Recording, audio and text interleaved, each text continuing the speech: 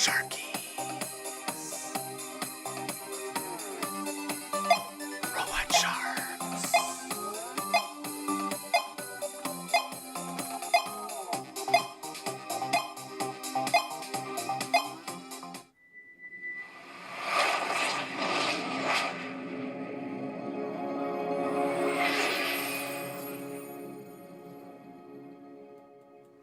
Welcome to Retrobot, the YouTube channel where we feed a friendly space robot a diet of pure nostalgia. I'm Clay, and this week, I've been looking forward to this one. Tonight, we are talking about Sharkies! Woo!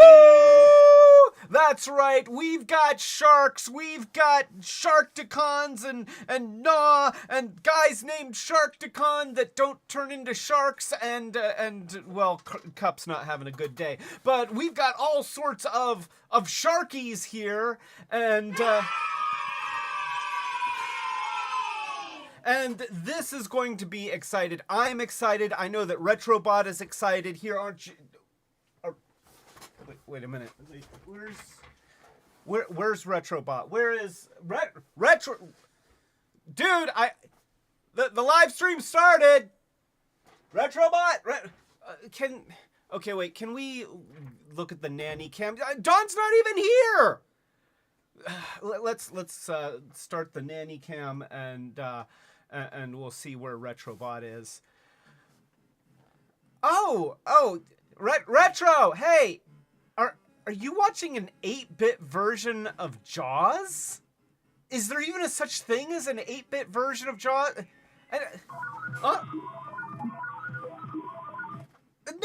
No, you're supposed to be down here. I told you, it's Saturday.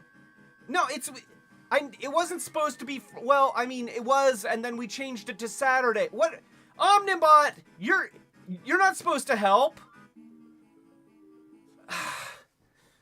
Okay, well, I guess they're otherwise occupied. You know what? I don't even want to hear it right now. Okay? I thought that you were going to be different. I guess I was wrong. Okay, well, I guess they're enjoying an 8-bit version of Jaws. I can't even imagine what that would be like. I mean, maybe the shark would look more convincing. Oh, that's an old joke, you know, people making fun of the shark. The shark was awesome. I mean, the shark in Jaws was awesome. I don't know what people are complaining about. That shark was amazing. So, anyway, before we get on to Sharkticons, we do our show and tell, and I can't even begin.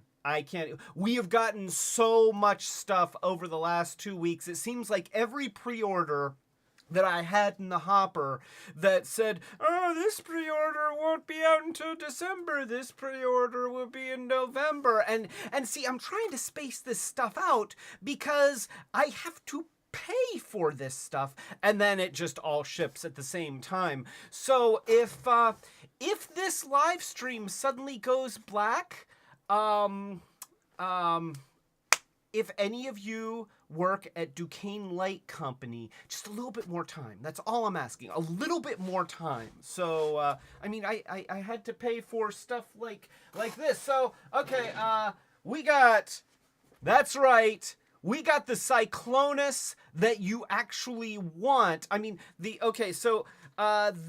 is what, the HasLabs? Was this a Hasbro Pulse thing? So this is a recolor of Transformers Kingdom Cyclonus. This one comes with Nightstick, and it's Cyclonus colored. It's not that light powder puff purple that Kingdom Cyclonus came as. And don't get me wrong, I love Kingdom Cyclonus. It is a fantastic mold. I mean, an absolutely fantastic mold, but the color is just, they were going for shiny purple, and all you got was powder puff purple. So then, of course, for significantly more money, you can get the one that's colored the way that you wanted, and that's this one. So thanks, Hasbro, for announcing this after I bought the other one. I mean, I'm not bitter. Anyway, so yeah, there will be short circuits about. There's going to be a lot of short circuits coming up. I need to sit down and just like record just a buttload of short circuits. That's right. I'm sticking by it. A buttload. So yeah, I'm spoiler alert, the review for this is going to be favorable. It's going to be favorable. So that's cool. We also got so this we got this. I think didn't Don pick this up for us, right? This version of RC, and I haven't forgotten about it, but I haven't taken it out of the box either because I'm trying to do the short circuit. So Studio Series RC with a very cool motorcycle. At least what I'm imagining is going to be a cool motorcycle mode. I haven't played with it yet. So we're going to find out about that. We just got our pre-ordered Studio Series Ironhide, and the colors look good. It's a retool repaint of Studio Series Ratchet, which I have, and he's interesting, and so you know that should be coming soon. We thank you D&E Collectibles once again. We have finally gotten a full-size Transformers Beast Machines Jetstorm. I've got like 2 of the smaller version. We've got a big one now. Three. Oh, we've got 3 of the smaller version? Oh, wow. Okay. So you know, that's this one's going to take some practice. This takes practice, but we've got that. Also, so we weren't here last week. We were traveling around. I took a little bit of time off work. Thank you, work, for allowing me to take some time off before the Labor Day weekend and travel around, see old friends that I haven't seen in way too long, see my family, which I haven't visited my family in way too long, and go to our favorite toy store up in Erie, Action Toy Man, where we got a Super GoBots Hair Fiend. And Hair Fiend is actually so we got him. I think he was only like what, $10? $10. I mean, that's fantastic. That now he's got he's got some what appears to be some the paint is a little bit bumpy because the cast metal underneath on some of these older GoBots starts to corrode, and then it forms little tiny bubbles and things. So the finish isn't perfect. One of the mirrors is broken off. You can see that, but otherwise it's in really, really nice shape. And once we did a cleanup on him, I mean, really, really nice shape for that. We also, this was an oddity, and I think this was also like what, $10? This was another one that was $10. This is an oversized knockoff of Tiny Tank Megatron. And so this is another example of big little guys. It is very cool.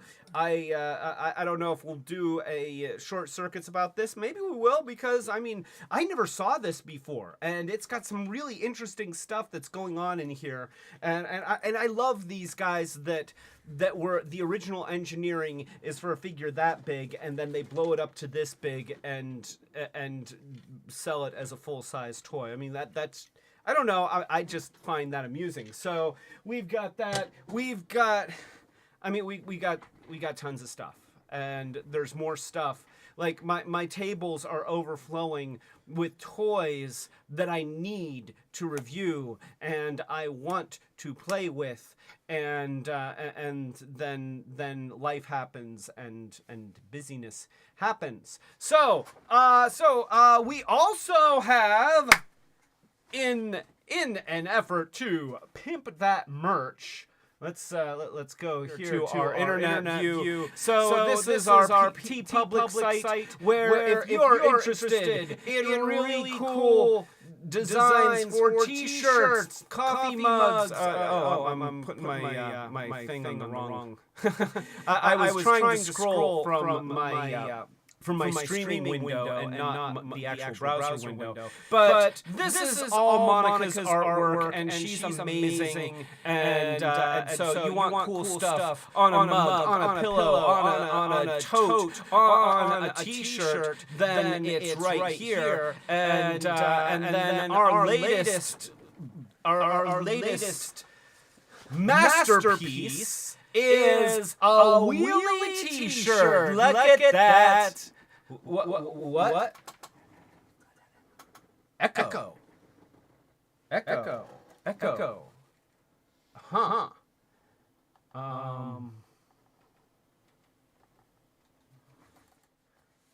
Okay, how about now? We'll turn off the thing. Okay, so I just discovered that our internet view has an extra audio channel that's causing things to echo because I wanted it to sound very, very dramatic. It is a very dramatic echo.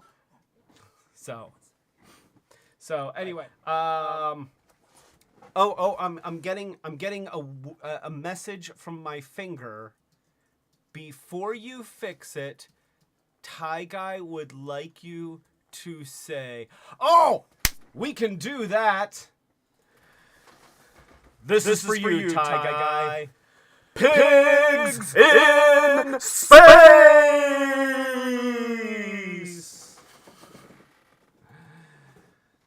All right, so there we go. I'm glad that we could do that. I can even do that now. I can go, pigs in space! I used to love Pigs in Space. That was like one of my favorite bits on the Muppet Show. And any of you who are old enough to remember Pigs in Space, I salute you. So thank you. Anyway, let's go ahead and let's do some toasts. So, to start things out, a big toast to Brickwood, the man, the myth, the legend, Dawn. Which, by the way, I wanted to throw out a special thank you to Dawn, because without you finding stuff like Cosmos in the wild, I just wouldn't have them. That stuff is turning out to be super, super rare and hard to get a hold of. And apparently it doesn't land here in Pittsburgh. It only lands in places like Du Bois or Butler or wherever. So thank you, Dawn. A big thank you to Dawn. We couldn't do it without you. And we're gonna toast Rob. He isn't here, but he'll probably watch later. And honestly, it just isn't a live stream without Rob. So, a toast to Rob. A toast to Ty Guy. Not this kind of tie. This kind of tie. I'm sorry, that was a terrible TIE fighter impression. I apologize. Thank you. So, toast to Ty Guy. A toast to Nathan, Connie, Cadence, and Lyric. Fillion. See what I did there? Yeah, it's a Fillion. A toast to the great and powerful Danny T. A toast to Adventure Mode! Welcome back, Adventure Mode! I'm glad to see you here on a Saturday live stream. A toast to Juno Getrum! Hello, Juno! Welcome!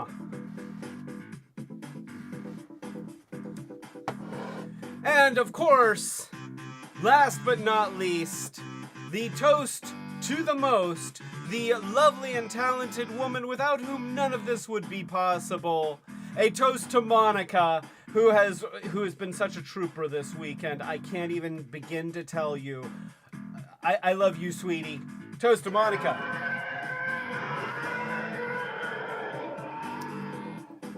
Nicely done. All right, so we've got toasts out of the way. We have pimped merch. We have talked about the massive piles of toys that we've been collecting here. It's almost shameful. It is almost shameful. So let's get to some Sharkticons, or as we call them, Sharkies. Yeah, we've got. Oh, I hit the wrong thing. We've got. It's the mixer view. Here we go. Oh. That's the button. There we go. All right, so we've got Sharkticons. We got a lot of Sharkticons. I'm gonna move some stuff around because we've got so many Sharkticons. You could choke a camel. There is blood in the water. There's Sharkticons everywhere. Hurry, get your Sharkticons here, ladies and gentlemen. I've got a lot of Sharkticons. And I gotta make space, not like the kind that you travel through in a ship, or thank you. and here we'll just put Cup right here with some of his various parts.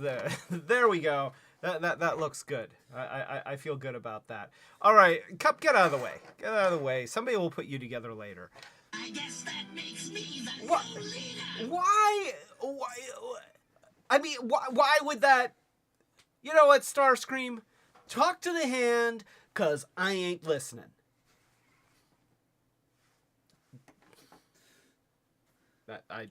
I'm standing by that.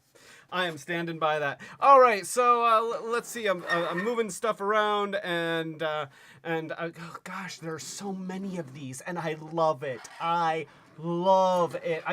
Because understand that Sharkticons were kind of the first time that Transformers dipped their toe into legitimate army building. Like, every other Transformers toy was some kind of a character, and in the way that they marketed him, they sort of stuck to that because it was Sharkticon Gnaw. It wasn't just Sharkticon. Very much in the same way that Scourge was Scourge. He was a sweep, and he was always seen with 4 other sweeps that looked exactly like him, but none of them had names, at least not that I know of, unless they were all named Scourge. Like, hi, I'm Sharkticon. This is my brother Scourge. This is my other brother Scourge. I don't know. I don't know how that works. I'm sure that they could tell each other apart, but so these were. Here we've got Generation 1 Gnaw. The first. Oh, wait. Where did his arm go? He's missing an arm. Well, what happened to his arm? It's probably in the pile of parts. Wait, where's? How did I lose an arm already? Oh no!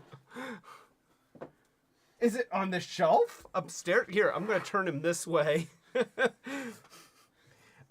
must be on the shelf upstairs. It has to be, unless it's underneath a box. Do I have a? Well, this is just embarrassing.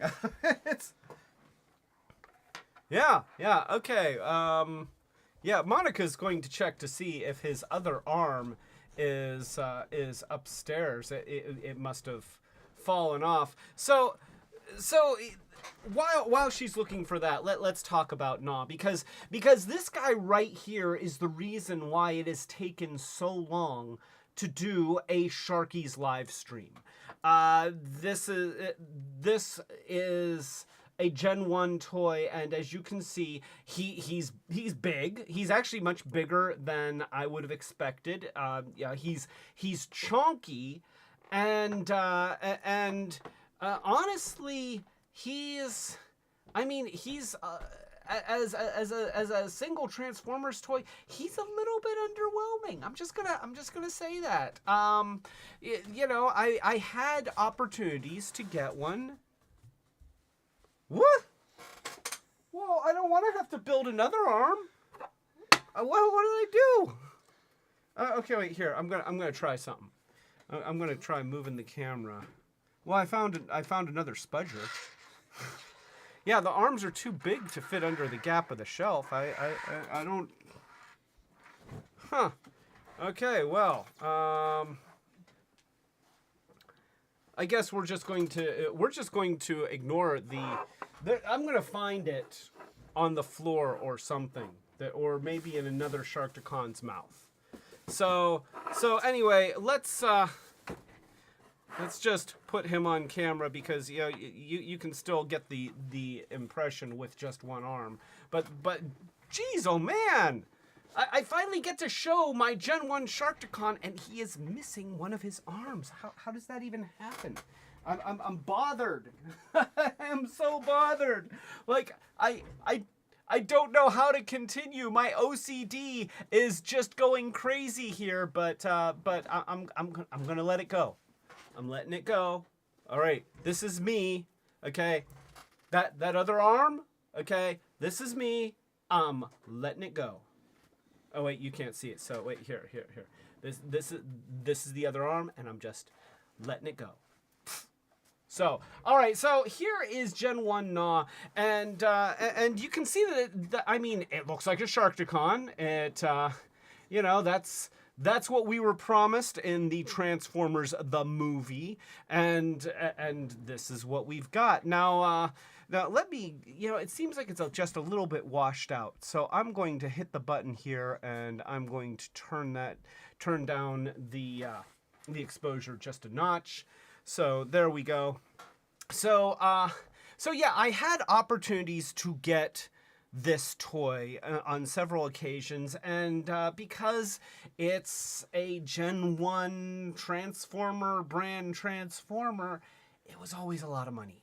I mean, like I think that the cheapest I saw him was once I saw him at Action Toy Man for $40 for one that wasn't really in that great of shape. I think that it was missing the tail, and it might have been missing the arms. What are the chances, right? And I just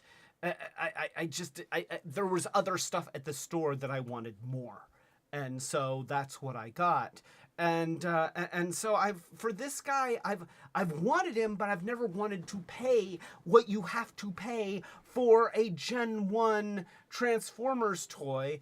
And so fortunately, we talked to our friend Hunter at D&E Collectibles, and we said, hey, if you run across one of these, and if it's missing parts or it's in not great shape, we're looking for one that we can get on a deal.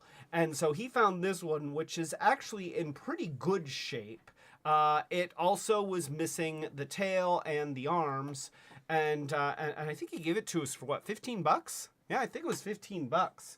So it's like, yes, sold American, and then our patrons got to see I kit bashed arms, and this is actually made from Transformers Studio Series Grimlock, Studio 86 Grimlock. These are his arms with the connector piece from the Final Faction Cyber Arms upgrade kit. And then I actually made this little connector here with some styrene and another piece of that Cyber Arms thing. And so what we've got on the screen, speaking of easily lost parts, let me just go ahead and press some buttons here. So you can see here that this is the original Sharkticon with its original pieces. It's got just, the arms are, I'm sorry, those arms aren't that cool. I mean, I'm looking at those arms, and they're just not that cool. They have no articulation. They just stick into the end. That tail piece has very little detail. It's really just kind of a curved, swoopy stick with a ball and some nubs on the end. It does come with a gun. I do not have the gun for this one, and honestly, I'm not all that concerned about having a gun for my Sharkticon because, I mean, Sharkticons are Sharkticons. They aren't known for shooting at you. They're known for biting you, or for hitting you with their ball thingy. And so so what I did with this guy is I did make 2 of these. I promise I have 2 of them. And because I made these in the way that I did, there is an elbow joint here and there is a ball joint here, which maybe I'll get it to do. It's there. So yeah, you have a ball joint there, and then it just pegs in, it kind of tabs into the slot the same way that the originals do. And I painted it with some light blue. That's not quite the same as the blue on the toy, but I'm actually perfectly okay with it. That doesn't bother me nearly as much as the fact that I don't have the other arm. I don't know where it went. I swear it's probably somewhere. It's either on the floor in this studio or it's somewhere on the shelf and it fell down when we were moving stuff around. So, and Monica is saying, I don't understand. I swear it was here earlier. Yeah, I swear it was. It's probably, okay, wait, here we go. This is how bad it is. I'm gonna look on the floor. Wait. Oh, there. There it is. There it is. It was under my chair. So now. Oh. Okay, well, you know what? A toast to having all the arms.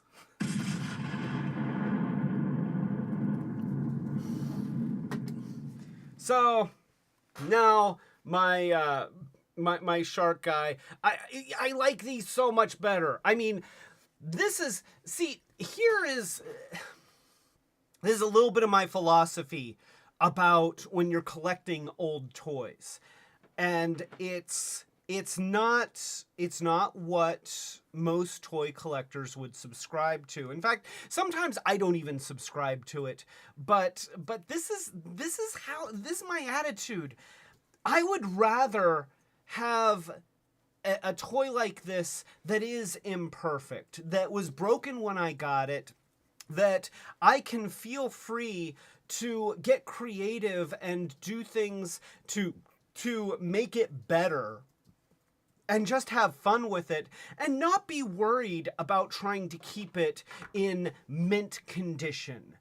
And this way, I get to enjoy this toy now when I'm in my 40s, rather than just kind of treating it with kit gloves. And certainly there are some toys that I do treat with kit gloves, and it's like, okay, I'll take this out sometimes and transform it, and then I'm very careful and I keep it clean and then I pack it away neatly and stuff like that. But if that was my entire collection, it wouldn't be much fun.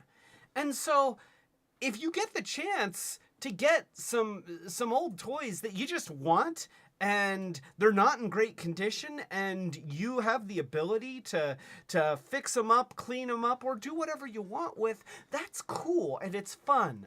And so Juno says, Flail Tail! You know what? That deserves its own toast. A toast to Flail Tail!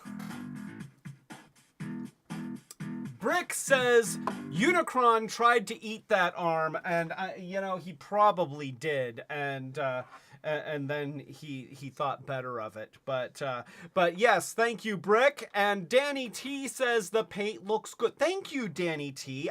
It's actually very nice paint. This is I think that's Rust-Oleum. and it's an enamel-based paint, and it seems to be holding up very nicely on the plastic. And Monica says it's kid gloves. Kid gloves. You know, whatever. Like kid gloves, tomato, Sharkticon. Yeah, they're very round. Like if it was orange, it maybe he's a robot tomato. I don't know. I'm very tired. Also, Colleen and Laura are here. A toast to both Colleen and a toast to Laura. So this one's Colleen, and this one's Laura. Welcome back, Laura. You have to come and visit and tell us about your exploits. Laura has been traveling and driving a truck. And that's all I'm going to say about that, but it's really, really cool. Like all that is very, very cool, and we're really glad that you're home and home safely. So thank you, Laura, for joining us. And so anyway, I emptied my caffeine. So all right, so a little bit about Transformers Generation 1 Gnaw, the Sharkticon. This was something that they did in Gen 1. They would have a new subgroup, a new category of Transformers, and then only make one of them.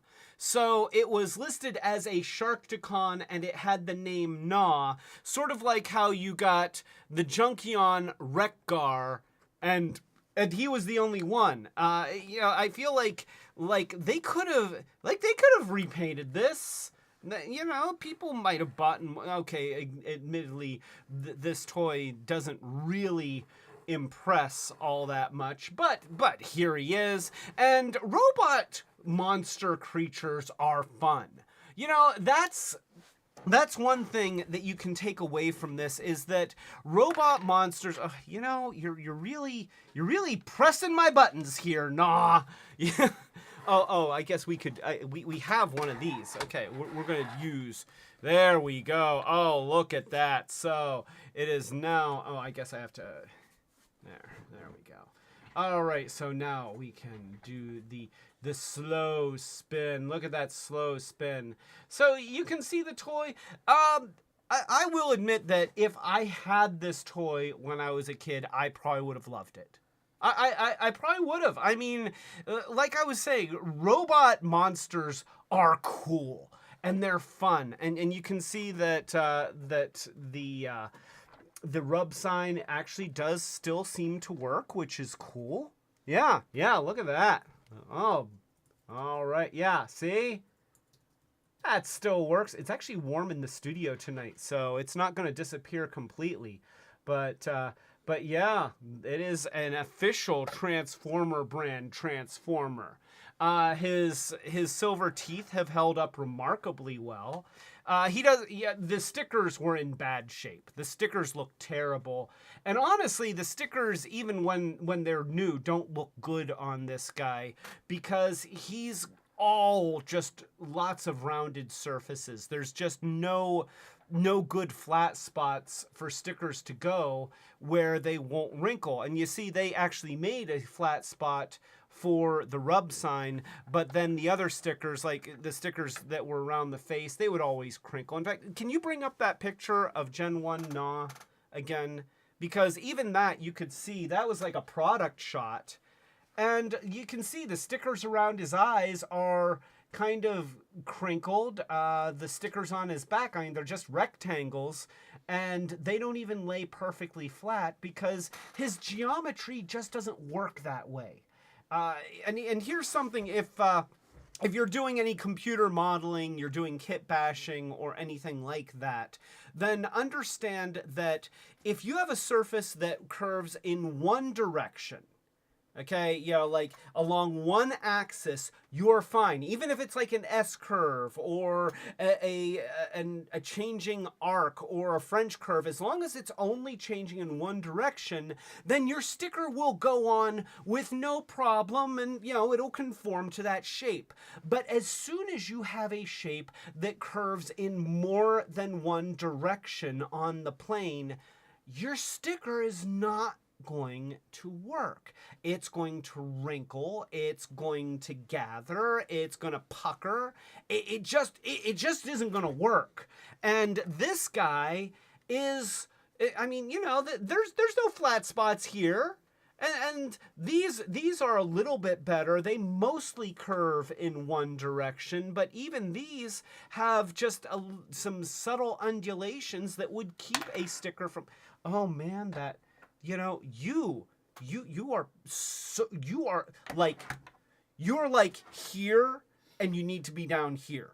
All right, I'm talking to you. Okay, you're up here. No. You know, don't give me that. Okay, down like that. Okay, turn it down. Okay, like turn it down like 3 notches.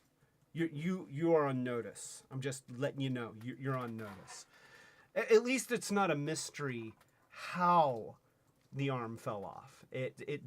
We don't have to wonder. We know. So yeah, and I'm not really a big fan of stickers anyway, because especially over time they tend not to look very nice. So anyway, Juno says this is my day job. Sheet metal. Oh, this is my day. Sheet metal dislikes being bent in multiple ways at once. And yes, that's exactly the thing that I'm talking about, Juno. Sheet metal follows the same basic principles. That's why when you see things that are manufactured out of stamped metal, then you'll see, you know, flat bends in places. Like look at an outlet box that's made out of stamped metal, and you can see how it's bent, and then flanges are bent out and tabs are bent and things like that. It doesn't like bending in multiple directions at the same time. Brick says, "Hey Clay, by the way, I noticed that one arm you made for Gnaw is a bit loose. I would be careful." Well, you know, since you provided me with that very, very important piece of useful information, I am going to open a brand new caffeinated beverage just to toast you, Brick. Thank you so much. Thank you.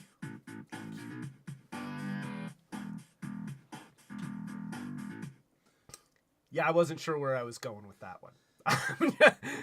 Admittedly, I was really just thirsty, but anyway, thank you, Dawn. Oh, yeah, that one is just a little bit loose. What I will probably do after this live stream is I will take just a little bit of super glue and I will put it on the inside edge, and I will just let it dry overnight. And then the next time that I put it in here, that should add just enough extra material in there to increase the friction. You know, I'm not trying to glue it in permanently. And I could. I mean, that's the thing. If I wanted to, I could just glue these things in and it would be fine. But I am trying to preserve the integrity of the original toy as much as possible. So yeah, having them able to be detached is fine, but I don't want it falling out all the time the way that it has been. I also, I made this tail. I didn't make the tail. Monica went to D&E Collectibles. They have a giant bin of like $2 toys. You know, that is where figures missing pieces, things that are broken, things that they're just kind of trying to get rid of quickly, they throw in the giant bin, and then you go in and you sort through the bin and you find treasures. And we've gotten a lot of treasures lately. Thank you, Deanie. And one of the treasures was an action figure that had I think that it had a bird head on one shoulder and a bird, like a dragon tail that ended in the ball. And so I just cut that off of the shoulder of the figure and did a little bit of light painting. I went very, very sparing with the paint, just, light spritz, because it is kind of a rubbery texture, and usually rubber, when you spray it with spray paint, does not want to dry. So I did that, and I painted the nub, and I did a little bit of sculpt. Actually, no, this was a screw. I drilled in there, put in a screw, and then coated it with super glue and baking soda, and then I sculpted it into a 5mm peg that would be able to plug into the tail and also be strong enough not to snap off while it's in there.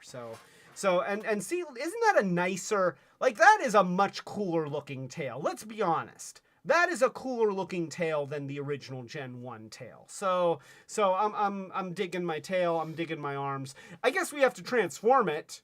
So yeah. Let's pull out the tail. You pull out the...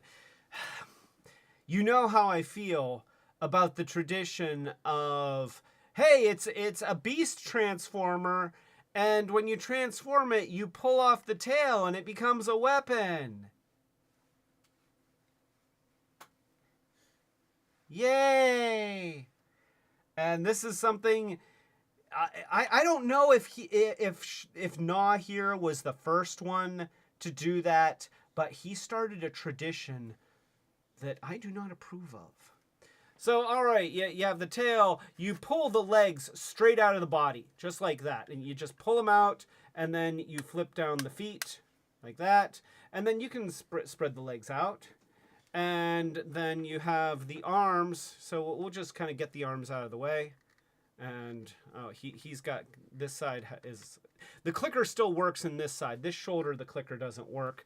At some point, I'd like to rebuild that piece, but it's not been like a high priority for me. So we've got these little panels here that the shoulders are attached to. They're just going to swing back out of the way. And this is kind of a hallmark of many of the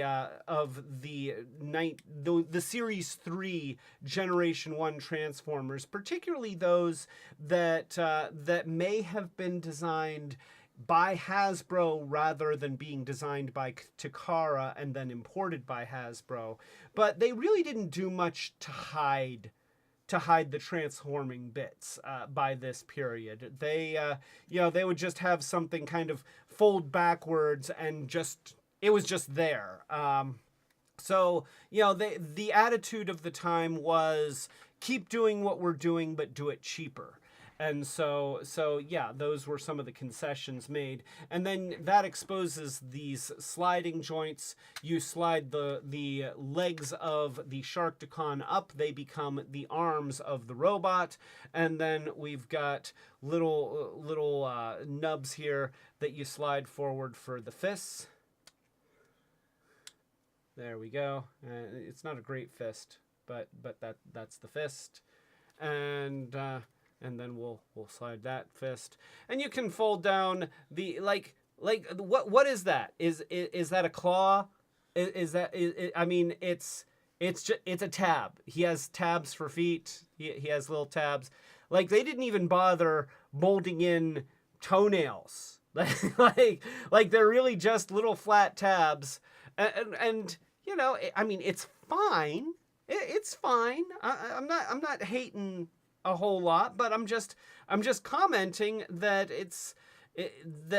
the attention to detail at this point in the Transformers franchise was kind of hit and miss. And so then you flip down the jaw, and then they've got kind of a cool thing happening here. So they have this on several linkage pieces, and that allows it, here, let me get those out of the way, to go all the way back there, and that, you know what? Okay, you're done. You're done. That's it. You're done. You're going on the table over there, and you know what? You are going to keep him company. That's fine. That's it. Because we don't need shark arms. Yeah, you know, they're done. They're out. Okay? You're not going to see those parts anymore unless you see them in the background here, because they're in timeout. So yeah, you slide the arms up, and I don't think that the term chibi had been created yet, but he is chibi. I mean, look at this guy. He's so pudgy. He's got big eyes. Look at those big eyes. And he's got a big belly. Yeah, he's like the robot version of the Pillsbury Doughboys. You wanna go, hee. So yeah, that is his robot mode. Oh, he has to hold his weapon. So we got the weapon here, and he's like, ah! So yeah, he does that. Let's put him on in front of the other camera, because we have a better camera. We might as well use the better camera, because the better camera costs lots of money. So let's use that camera, shall we? Hit that button and bam! Oh, look at him! He's scary. Here, wait, let me change the. I want him to hold this differently. I want him to hold it. Come on, get out of there, boy! That somebody made the handle to this thing really, really tough. Okay, there we go. Yeah, I want him to kind of like have it out like that. That's cool. Okay. So there we go. Oh, okay. No. Get your legs to kind of slide all the way up. So one thing that I noticed that they did a lot of in the early days of Transformers is a lot of these slide joints, where a part would just slide in or slide out. You see that they have his legs just sliding in. They have the shoulders sliding up. The shoulders, fortunately, are still working just fine.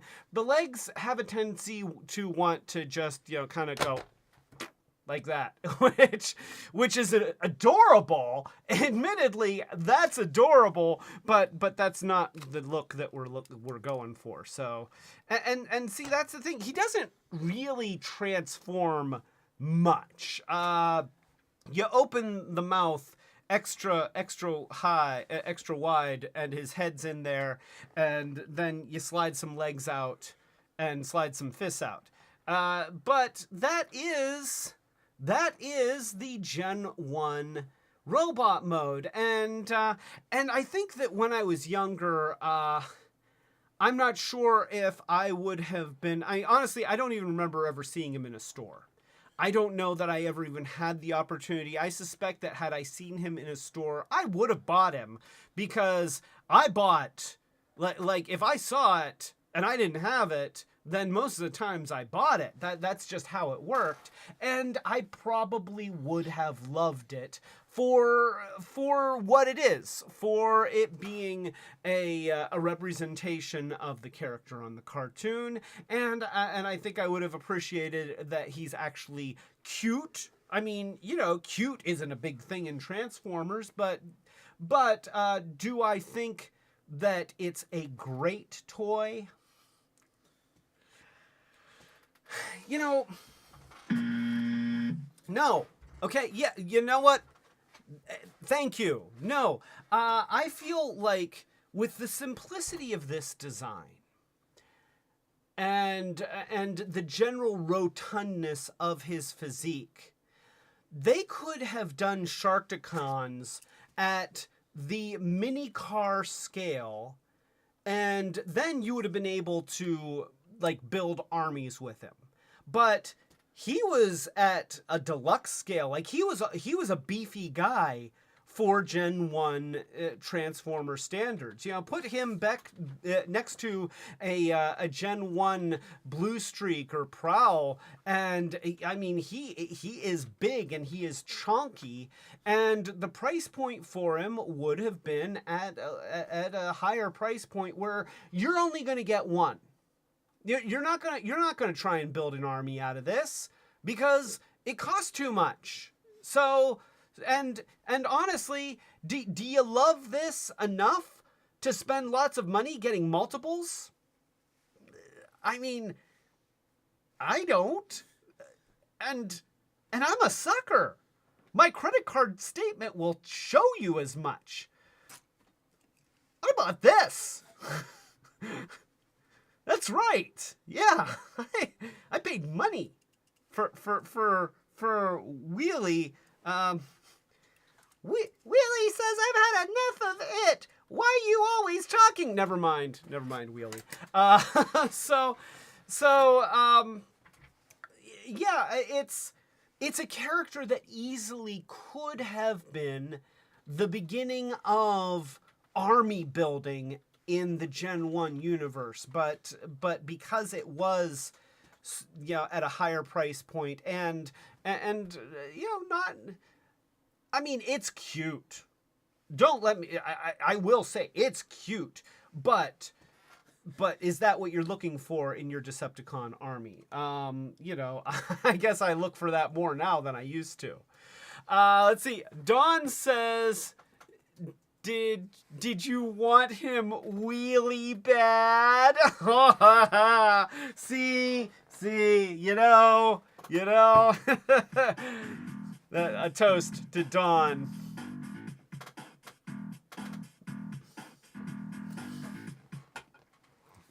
That was actually good.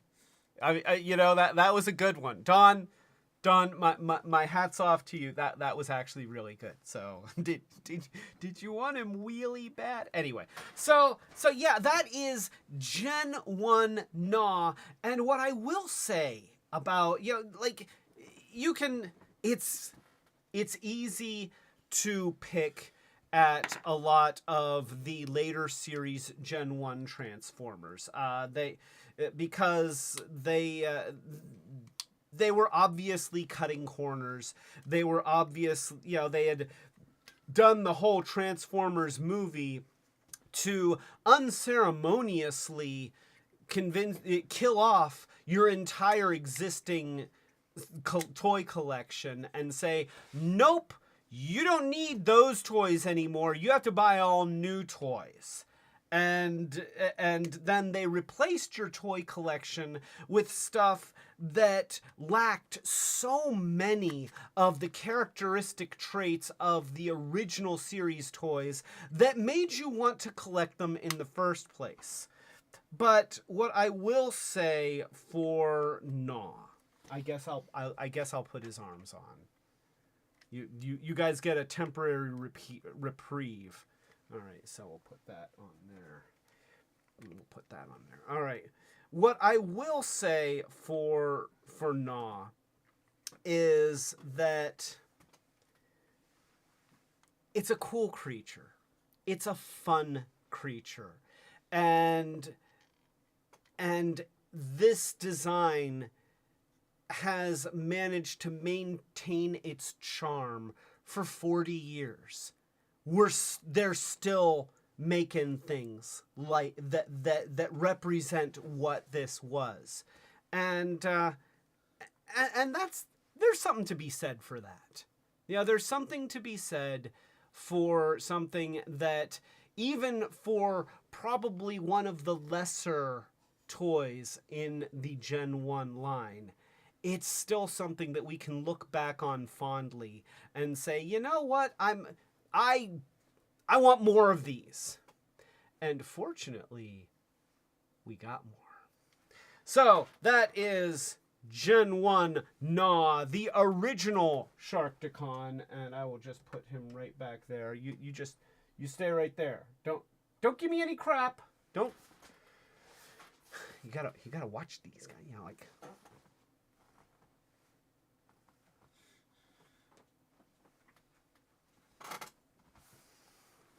Yeah. Put him in his place on the table. So, all right. So, let's see. The next. So, we would not see more Sharkticons for quite a while. Certainly, the Beast era had its own collection of sharks, which, by the way, if you're interested in seeing us cover more sharks, we're not talking about those tonight, but there could be a Sharkies Part 2. TBD. Date to TBD. To be determined. It's to be determined. But yeah, so yeah, we will probably be doing more sharks in the future, but this live stream is specifically about Sharkticons. So, all right, yeah, I'm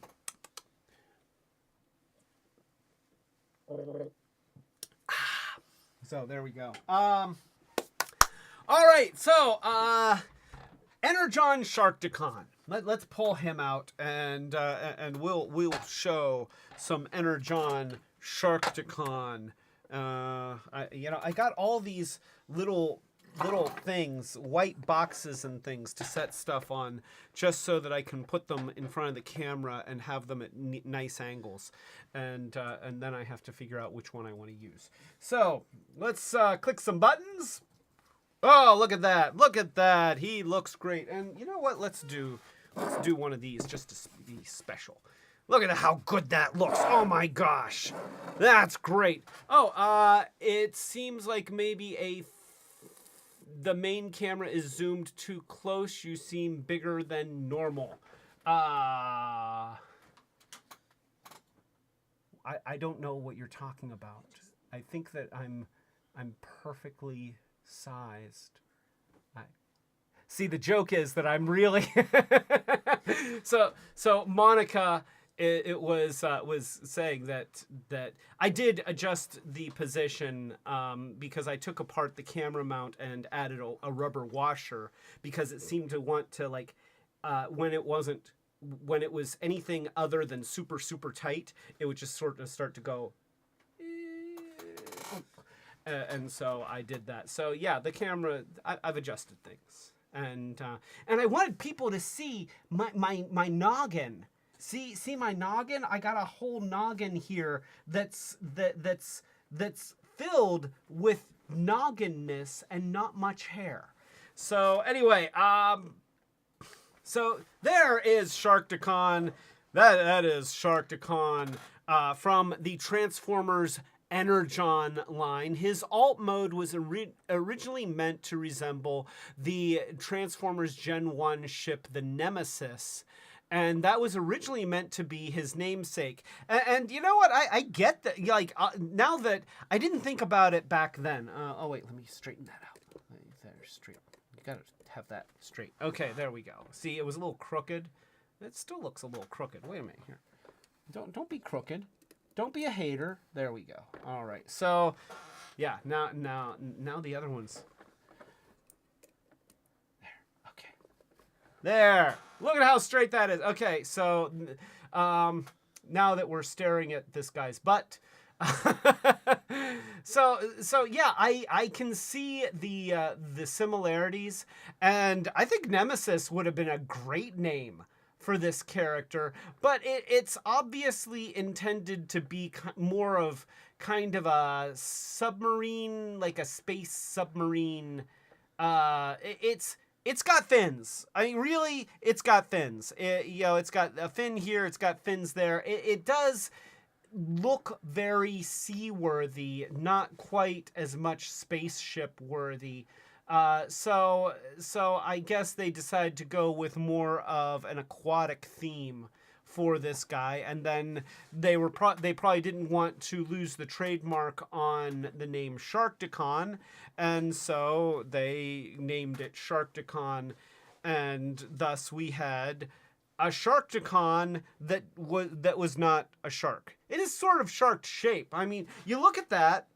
If it just had a fin up here rather than sort of a head. Yeah, like this, that looks a lot more like a shark's head than this does. I mean, you know, Sharkticon Gnaw looks more like a piranha than he does like a shark. But nonetheless, this is very shark-shaped. It's shark-shaped, and so I can accept the reasoning behind naming it Sharkticon. And this is a cool toy. I mean, let's take a look here. We've got, you've got a cool design just in general. You've got all these guns here that these things bend out. Pew pew pew pew, and I think that they might nope, they're together. Okay, so you've got the bending out guns, and they bend up, so they do elevate, and they also can be pointed in different directions, and that's really cool. I mean, right there, that's worth the price of admission, and then you have the general coolness of the vehicle shape. The colors are nice. I like the black and silver, and the pops of orange do pop. You know, it's funny because it seems like a color scheme that shouldn't work, but for the most part it does. Now I think that it would read a little bit more as a whole vehicle design if the robot chest that's exposed here had a little bit more of this dark gray on it than being light purple.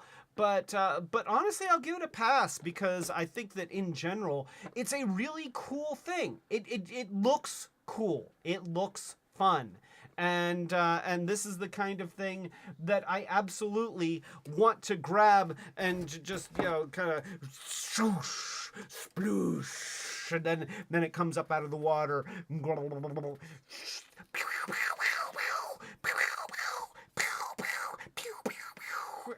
Or wait, it should be pew, pew, pew, pew, pew, because they're little guns. Pew, pew, pew, pew, pew. And then the Autobots could be like, oh no, I'm getting shot at by a submarine.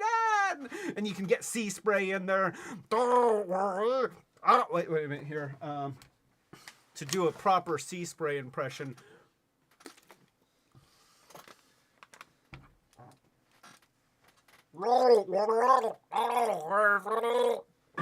So, thank you for that. That was generous. So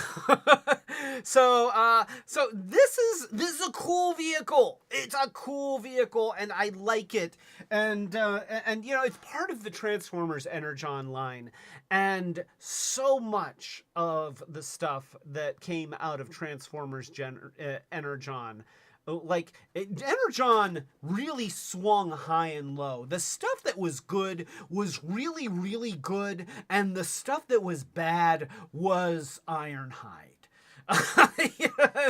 It was so yeah, this is good. It looks like a shark. It looks like a shark. If they put robot eyes here, like they could have just put robot eyes and then it's a shark. Also, you can do this. Here's something else that you can do. You can take the legs here and take the legs there. Okay, you know where I'm going with this, right? Okay, you know what's happening here. So, and then we do some twisty because it had good articulation. And Energon guys had pretty good articulation for the most part. So you do that, and then you can even go a step further and open up the things and expose the missiles.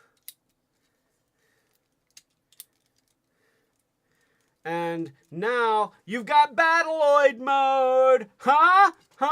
It's Battloid Mode! It's like a walking thing with missiles, So, you can do that.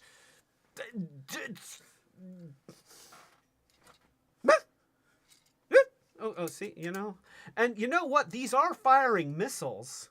But I wonder if they still fire after all these years. If only there was a way to test them. Oh, wait, there is! Just move that. And here, we'll move that. And we'll put that right down there. And, oh, if only I had some toy that I could test this on, chosen completely at random. Oh, look! It's Gen 1 Wheelie! Hey, look! It's Wheelie, everyone! Wheelie's here to help us out! This live stream is such a disgrace! I shouldn't have to get shot in the face. Okay, shut up, Wheelie. So here we go. There is, we're going to put Wheelie over there and we're going to change the view. There we go. All right. This is for all of the stuff. We got a couple little things. I don't know where the buttons are. Okay, I found the buttons. So let's just go ahead and ready, set, fire! Double kill! Oh, Wheelie, you're... There we go. It shouldn't make me happy, but it does. So yeah, there we go. We put the missiles back in there so that we don't lose them. And yeah, so we've got what?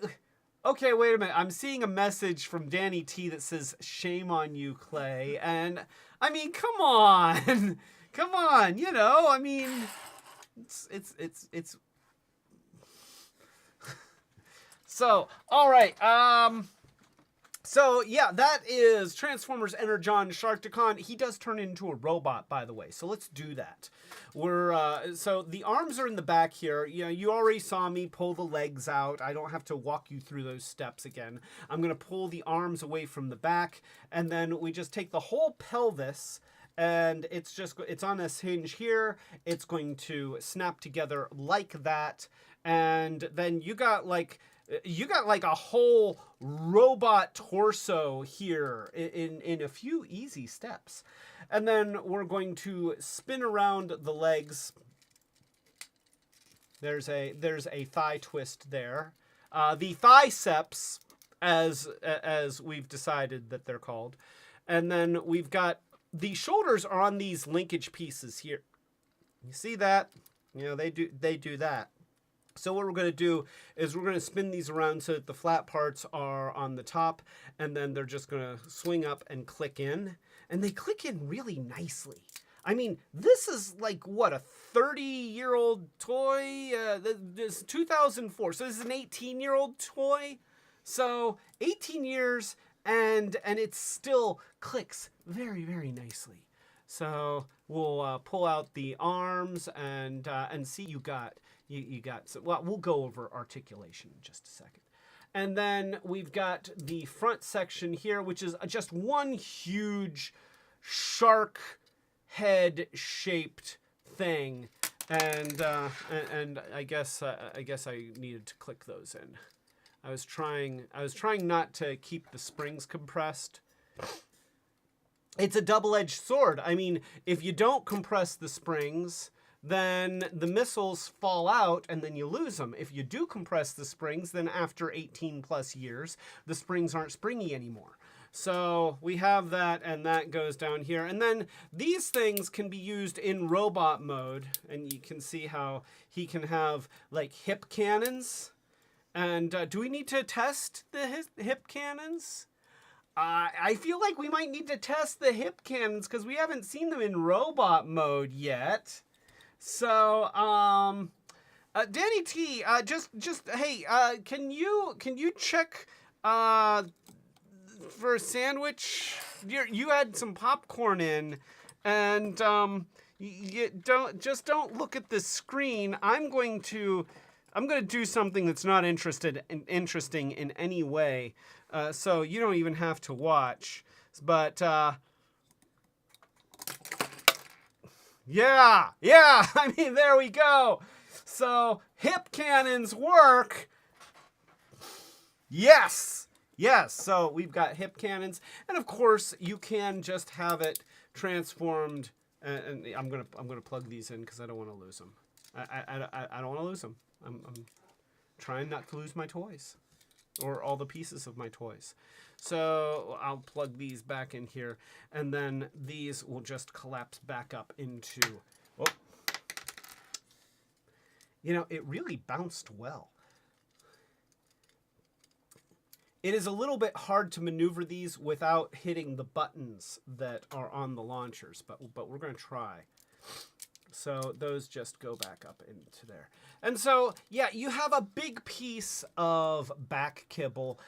So in Transformers Energon, for the Decepticons, the gimmick was that they all had firing weapons. And, you know, usually pretty large firing weapons that would make up a big part of their toy. But you know, firing weapons are fun, and honestly, this figure is still a cool looking figure even with a large backpack. You know, like, yes, it's got half of its bulk on the back. I'm okay with it. This is a cool looking guy. He's got a head that is actually on a ball joint, so he can say no, he can say yes. He's got a fully articulated shoulder with a bicep rotation and an elbow joint.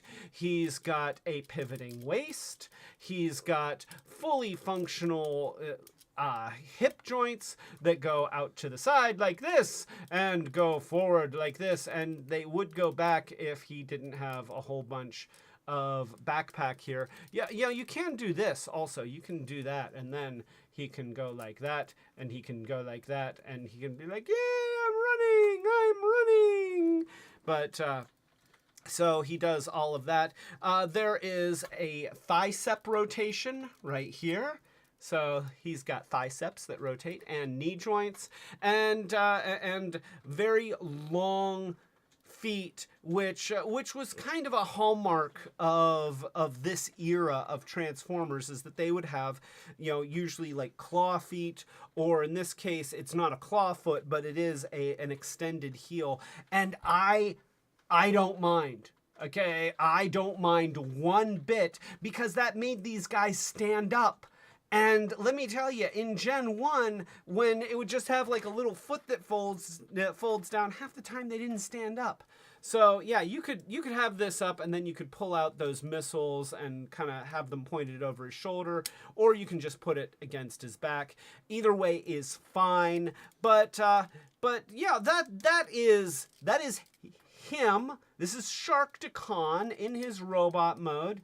And he does have some light piping in the back. It's not like super effective, but it is there. You can see in the camera that his eyes kind of disappear if I cover it up. So now you can see him, and now you don't. So yeah, let me put him on in front of the other camera, because I mean, come on, that's our deal. We want to see him with the good camera. It's like 4K or something. I don't know. I don't know if this live stream is 4K. It probably isn't. But anyway, so there we go. And it's a good robot mode. He looks good.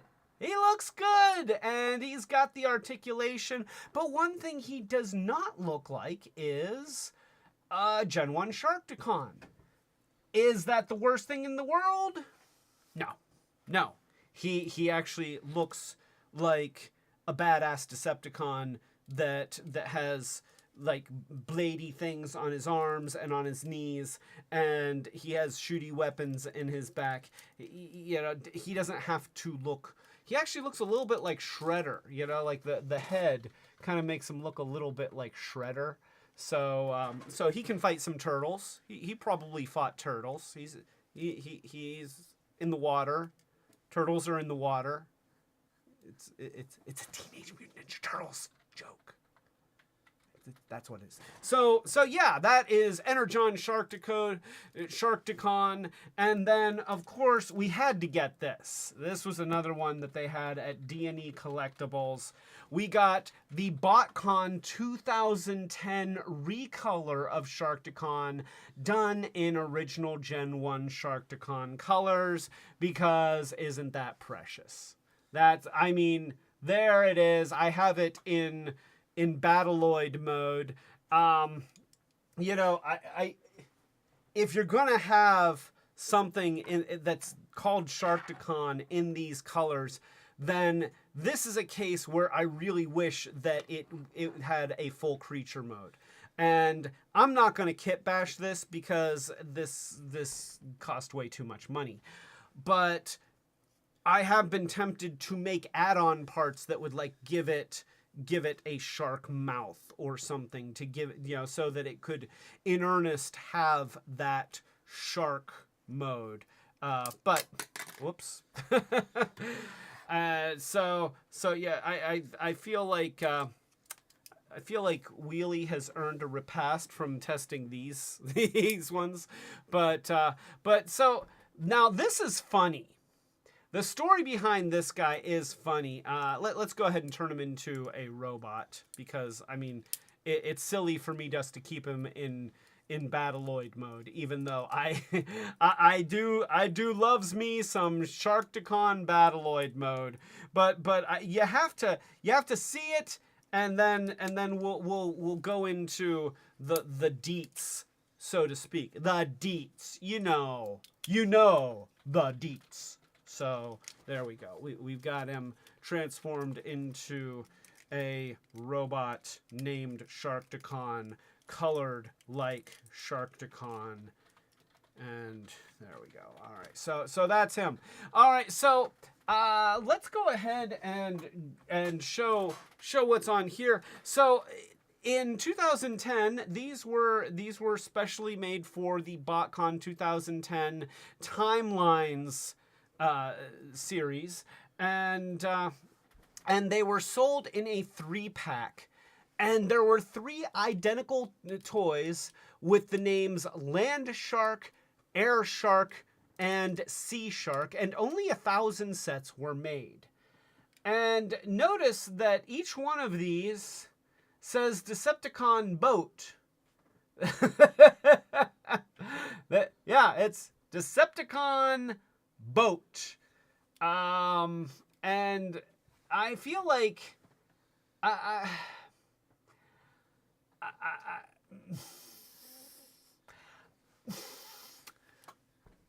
mean, on one hand, it's an army building thing. You get 3 of them. That's great for army building. But these BotCon things were not cheap. I don't know what you would have paid for that 3-pack, but that 3-pack would be 3 digits guaranteed. I don't know what the first digit is. Hopefully it's a 1, but not guaranteed. Let's see. Ty Guy says Boat is clearly the new leader. You know what? Yes, and it's a shame because Starscream does not transform into a boat, which very clearly means that Starscream is not the new leader. So, anyway, a toast to Ty Guy for keeping it real.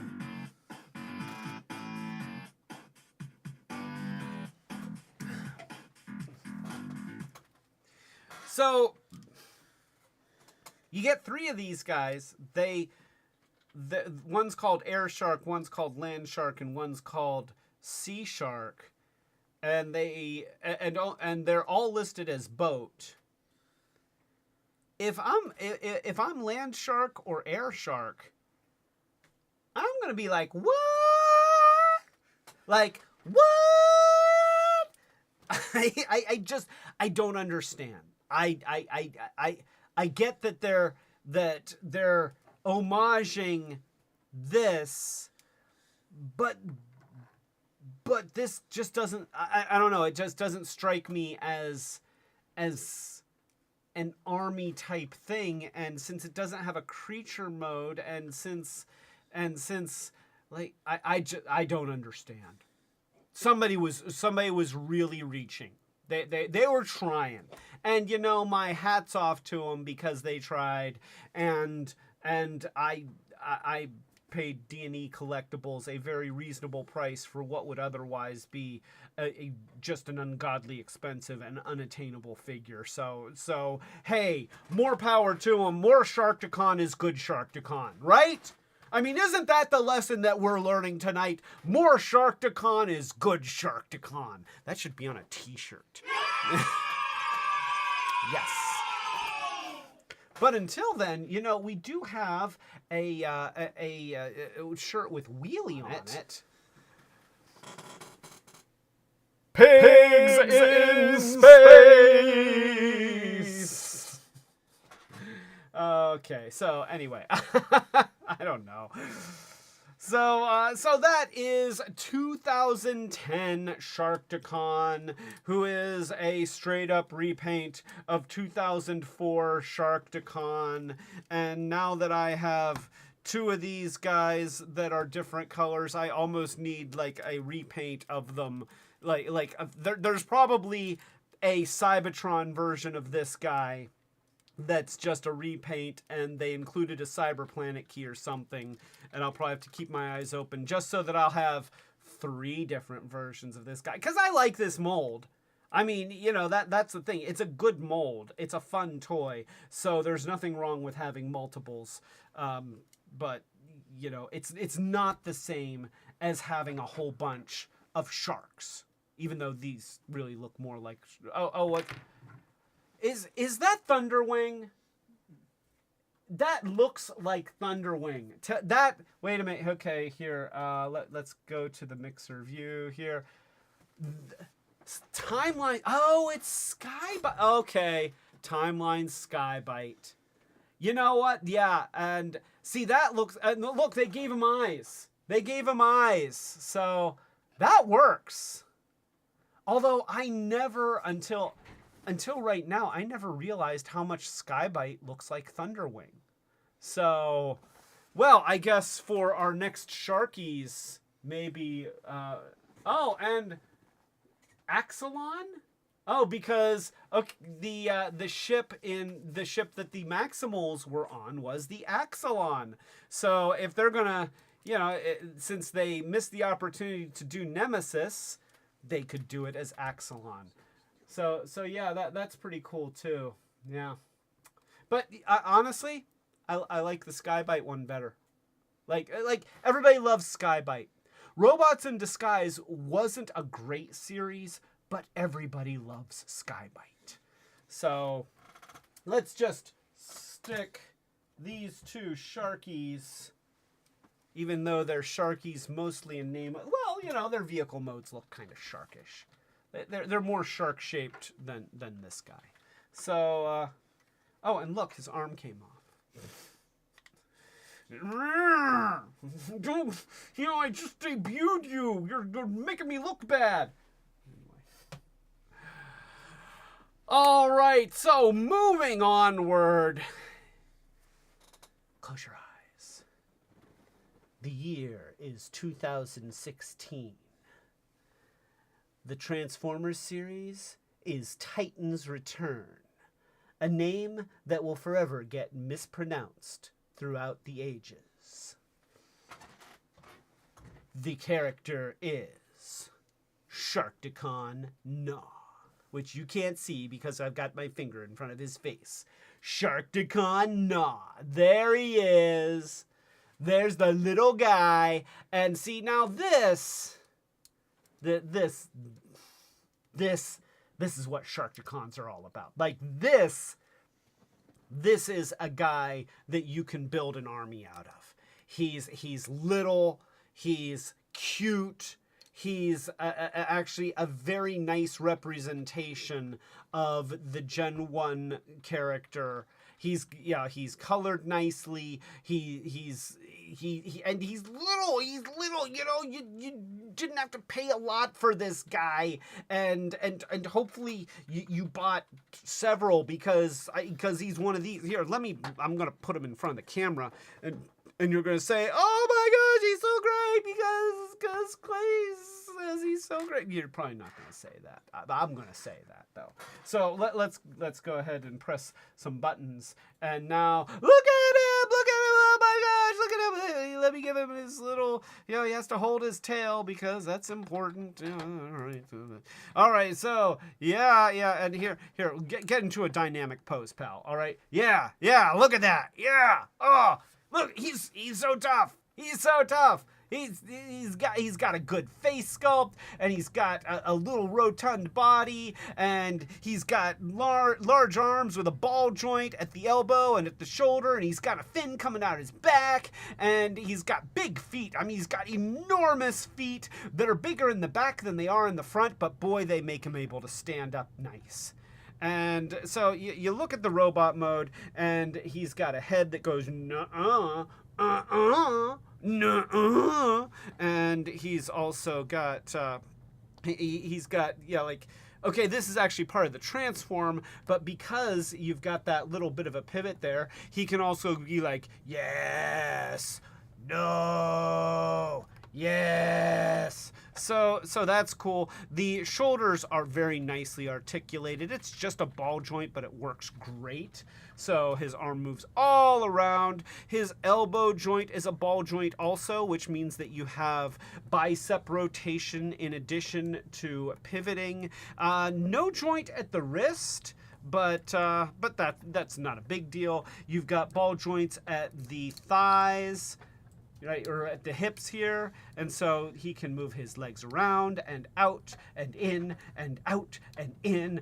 1, 2, 1, 2, kick, kick, kick, kick. So, you know, he can exercise, and then you've got a knee bend, and he's got little tiny feet. His feet don't pivot, but you've also got the Sharkticon arms here that can help to stabilize the feet because they can act as heel extensions. And the most important thing about him is that Osaka Jack is here! A toast to Osaka Jack! Welcome, sir!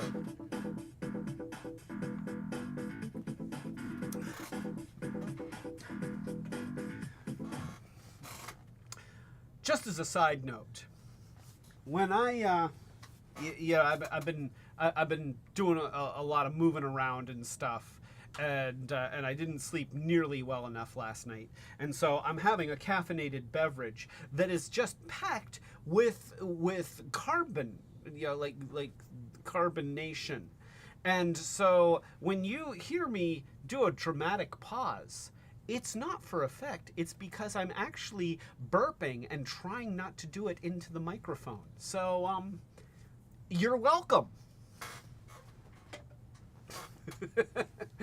Behind the scenes with Clay Carlino. All right, so so let's see. Osaka Jack says, gonna be honest, I was not planning on being here because I had the chance to sleep in today, but leg cramp had a different. Oh, I'm sorry, Osaka Jack. I hate that. I hate that. I get those foot cramps, and like when my foot cramps up, I could be dead asleep, and then it's immediately, oh, out of bed, walk it off, and then the cats are looking at me like, you son of a bitch, what, we were sleeping, what are you doing? Get back in bed. So I am very sorry to hear that you're getting leg cramps. That sucks. So anyway, back to Sharkticon Gnaw from Titans Return, not Titan Returns, even though that's easier to say. I always get that wrong, but Titans Return. So yeah, he's a nicely articulated little figure, and yeah, this is something about the Titans Return Scout class figures. They're all awesome. Like the Scout class figures in Titans Return are some of the best Scout class figures of the entire Transformers line. They have really nice transforms, really good robot modes, and speaking of which, let's go ahead and let's transform him because there's stuff that there are features, or there's feature with this. So all right, so we have a little dude, and his shoulders just kind of pull out. They're on a linkage piece, and so it comes out, and then it kind of pops into the bottom like that. And we're going to do the same thing on the other side. We just kind of pull it out gently, and then pop it in there. And then we have the fin. We pull that back out of the way, and you can actually, let's just go ahead. I'm going to turn his head around. You don't have to, but I'm going to turn his head around. I'm going to tuck his head into the side there, and then you've got a jaw right there. Now you take the feet. You see the feet. Here, well, let's get the arms out of the way. So you see the feet right here. These are the back half of the head, so we're going to swing them around to the bottoms of the feet like this. Yeah, there we go. And then they're down here. And let's take the arms and swing them forward. So we got the arms swinging forward. We're going to take both legs, and one at a time, we're going to wrap them around the back of the body like that, and like that. And now we're going to put them together just like this. And there's a bunch of little tabs and stuff that will help them snug up and go together. And now you can take the fin and move it up into place so it sticks out like that. And then you move the shark arms forward. And now you see there's some tabs right inside here. There's some slots inside the body here, and you're just going to complete the Pac-Man shape of his body. And now you've got the arms behind, so you're just going to swivel the arms so that the fists are facing backwards. Like that. And then we'll do the same thing over here. And then we can just kind of bend them there. And there is your shark. Oh, don't forget, very important, they're carrying on a tradition. You take the little ball thing and you stick it in there. That gives you the tail. And Osaka Jack says, as someone with 5 younger siblings, I will say that one drawback of Sharkticons was they're not waterproof. Young kids think shark equals play in the bath. And they are not. Especially Gen 1, because he had stickers that already didn't want to stay. So yeah, this was not a bathtub toy. And honestly, I feel like if anytime that you're doing a sea creature or a boat transformer or a submarine, if your robot toy turns into some kind of water-faring entity, it should be able to survive being played with in the bathtub. And I understand why they're not. But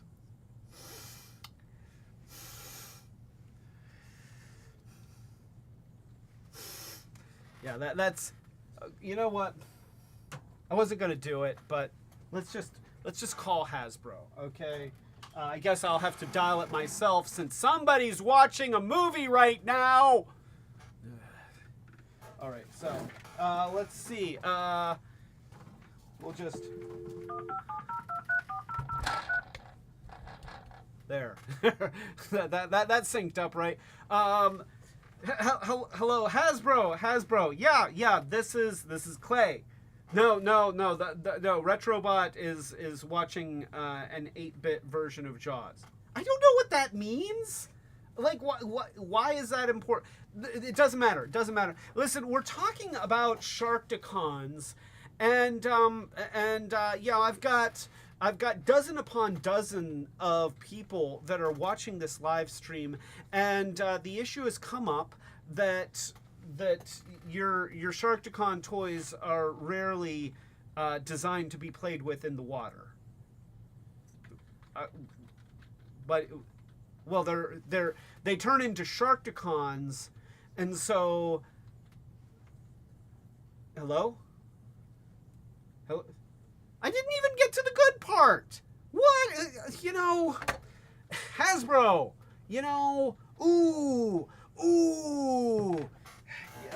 Osaka Jack, they are not listening. They are clearly just not listening. Now, the nice thing about a Titan's Return Sharkticon is that it's almost all plastic. It does have some steel rivets and some steel screws, which can rust, and so I wouldn't advise playing with this in the tub, but I feel like since there's no stickers to get ruined, the Titans Return Sharkticons will probably fare better in the tub than you know, that guy. But after you're done, then maybe it wouldn't be a bad idea to take just a little bit of, like put a little bit of penetrating oil on a paper towel and, give them a rub down or something to get a little bit of oil on those metal bits. Maybe even spray them and then rub them down. Don't leave them soaking with oil because oil is a solvent to plastic. You don't want to actually oversaturate the plastic, but giving him a rub down, that's not going to hurt him, and that'll get into those metal parts and help protect it from corrosion. So yeah. So this is the shark mode. And let's go ahead and show that on the better camera, the good camera. We have a good camera. It is a good camera, so let's show him on the good camera. There he is, and he's blurry. The good camera is showing it to us blurry.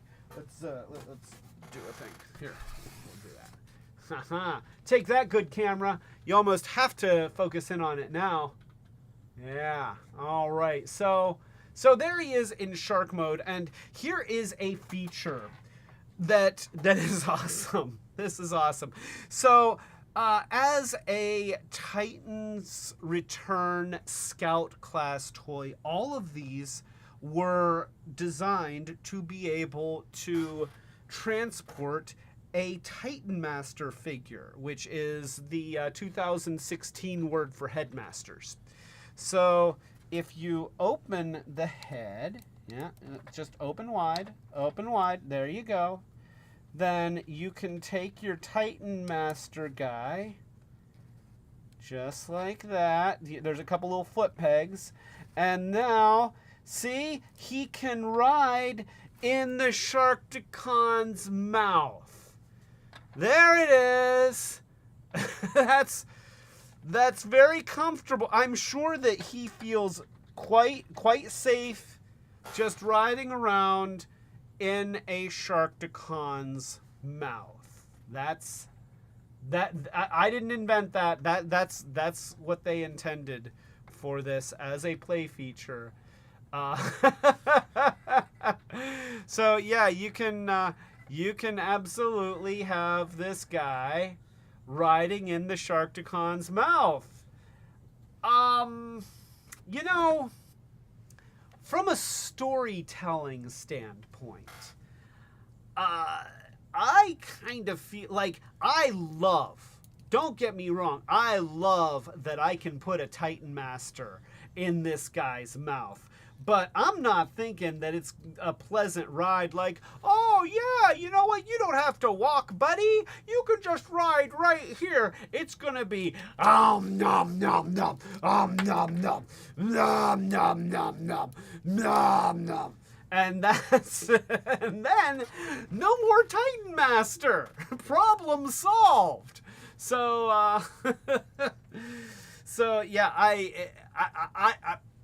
I'm not dissing on the feature. I think it's great. I love it. But it's not riding. I'm just saying, nobody rides in the Sharkticon's mouth except maybe for cavity creeps. That's right. Anybody remember that Crest commercial?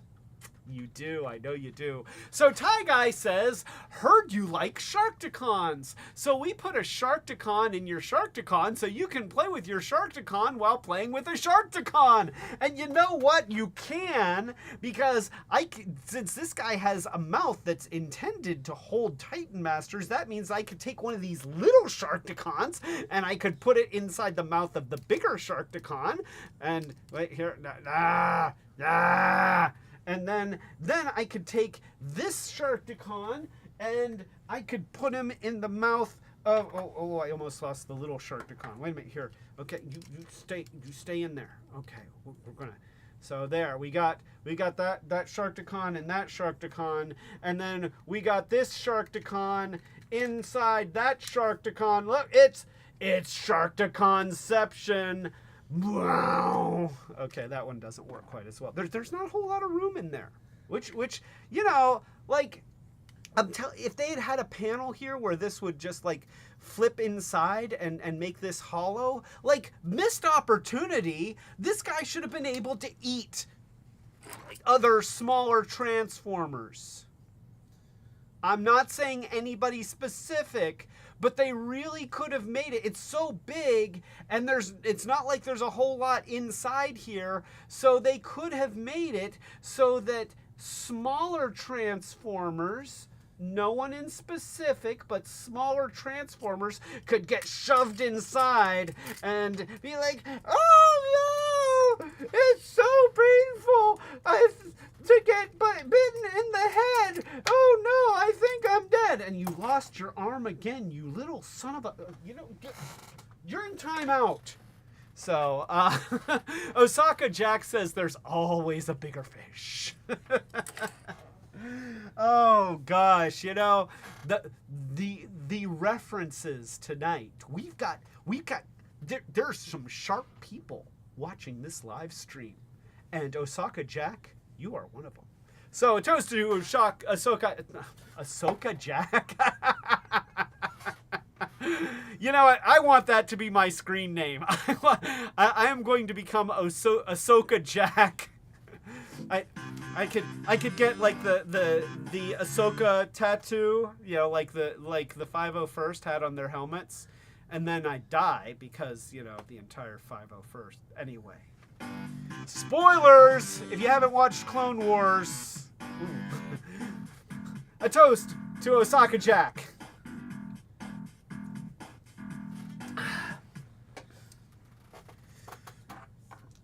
So, all right. So, yeah, that is Titans Returns Gnaw. I love this mold. I love this mold. If they released another one today, it wouldn't even have to have any different colors. I would buy it in a heartbeat. Just, you know, like Hasbro, it's printing money. Just, you want to make a 3-pack? You don't have to recolor them. I don't care. I'll just buy them. Put that in your pipe and smoke it. I don't really know what that means, but it's something that people have said. So, all right, so that is Titan Return Gnaw Sharkticon. You know, it's funny, we've gotten like other Junkions. We've gotten Junk Heap and Scrap Heap, and we're getting a Lady Junkion on the way. And then there's third-party kits that allow you to turn a Wreck-Gar into yet another Junkion from the background. How come we don't get any other Sharkticons? Like, everyone is named Gnaw. Everyone is Gnaw. Are they all named Gnaw?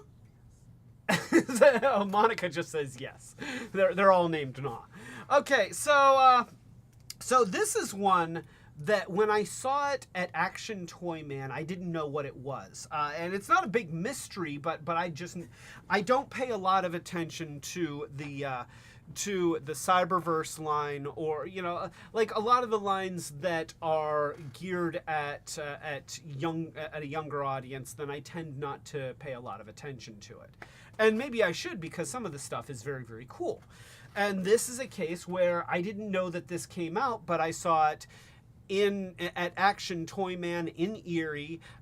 It was a little bit broken, and so it was cheap. And here it is. It is a Cyberverse Sharkticon Gnaw, based very heavily off of the Titans Returns Gnaw. So you can see that the coloring is similar. The arms were fused. The arms only would go up or hold one position, and I just couldn't deal with that. I'm sorry, I couldn't deal with it. You can see little slivers of magenta plastic. That is from, I believe it was a one of the Transformers Build-A-Bot things, those Construct-A-Bots sets. So I got some workable joints out of those, and then I cut off the arms and attached them here. So the nice thing is that because I did that, then I can actually pivot the arms, and that to me, like, once again, and this is something that I think is fundamental when you've got Transformers toys that have a creature mode. The creature mode is important. And I don't just mean the aesthetics, the playworthiness of the creature mode is important. So if you're going to do a Sharkticon, then make sure that the legs move, which this one does. It doesn't have a pivoting knee joint. It has a rotation here. So again, Cyberverse articulation is not a high priority. They give minimal articulation. It's for a younger audience. But you know, you want the arms to move too. You want to be able to play with the toy in cool and meaningful ways. And maybe the problem is that as a more seasoned human being, I have different priorities than, say, a 7-year-old. Maybe, not definitely, maybe. But also his tail weapon was broken and the peg was still in here. I drilled out the peg that was stuck in there, and then I sculpted the end so that it would be able to fit in there.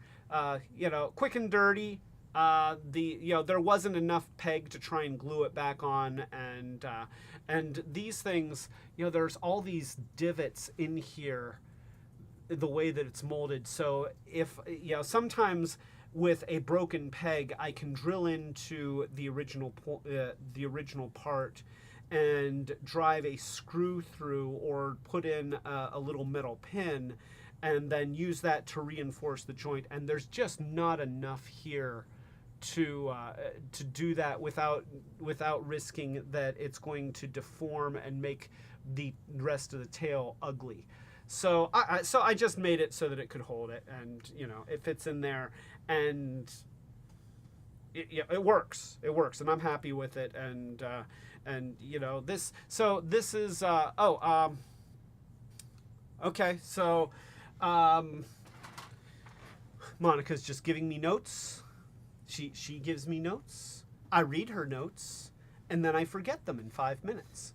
So this guy is, like I said, it's just a bigger version of the Titans Return, or at least not a bigger version, but it's very heavily influenced by that. So let me just put those side by side on the camera, and you can see them in their glory. You can see that the Titans Return one has, here, put your face together. There you go.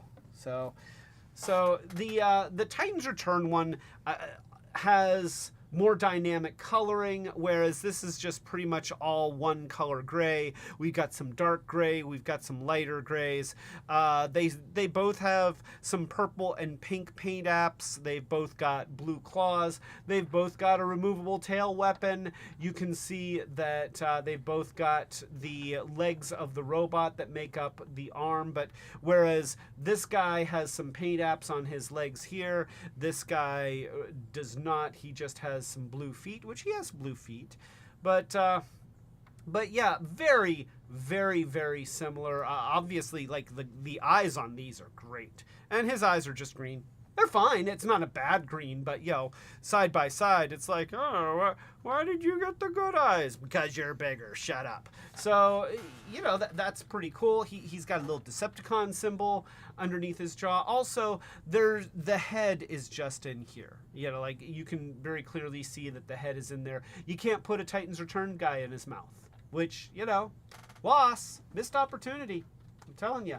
So this guy transforms very much the same way. We're going to pull off the tail, and then we're going to pull the legs around from the back. We're going to take the shark heads and fold them around the back. And since I made the arms so that they can move, I can put them back in what would have been their original position in kind of a kind of thing. Now they're in their kind of position, which gives them a little bit more of a heel.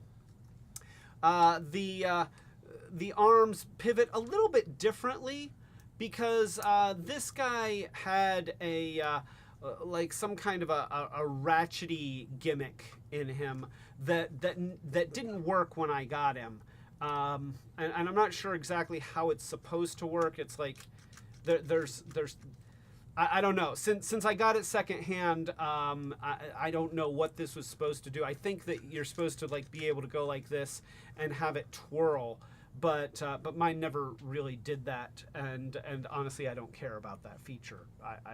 It does absolutely nothing for me. It doesn't add to the fun value of the toy, at least for me. So I'm okay with that. The jaw comes down like this. And see, the funny thing is, the jaw locks that torso in place. You know, that's what that little bolted-in Decepticon symbol does. You see that there's a divot there, and that just kind of snaps everything together. So, considering that when it's in shark mode, the arms are down, so it can't flail about, and when it's in robot mode, the jaw is down, so it can't flail about. So I don't understand what this does, and I'm afraid that I just don't care enough about the feature to try and figure it out. But you put the little flail tail in his hands, and then he's a shark guy. Look, he's a shark guy. He's a cool looking shark guy, and you know, it's got a good head sculpt. Let's go ahead and put him on there, and I'll pivot the camera. Wait, here, let me just back off the camera. There we go. Backing off the camera and hitting a button and hitting another button, and there he goes. Look at him, and he's a good-looking Sharkticon. I mean, he doesn't have the paint apps and the different colorations that add to the distinctiveness of his smaller counterpart, but he looks decent.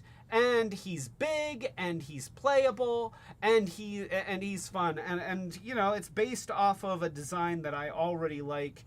And honestly, when I first saw him, my first thought was that he was like maybe a third-party version of Gen 1 Gnaw, until I got a closer look and saw how similar the transform was to the Titan's Return. And then I did a little research, and sure enough, he is a Cyberverse version. So, you know, he's cool. And I don't know how much these cost on the secondary market, but if you just want, like, here's what's great. You have a guy like this, and he's a little bit bigger, and then you have this guy, and he's a little bit smaller, and then you have this guy, and he's way bigger, and then maybe you have some other guys, and all of a sudden you've got a whole bunch of different sharks that for some reason are all named Gnaw. But you know, it's cool to have lots of different sharks. And I'm gonna do the thing here because he needs to be a shark. I mean, you know, even though it's more of a robot piranha creature, because piranha don't have, you know, for that matter, neither do sharks. Sharks and piranha neither have arms and legs.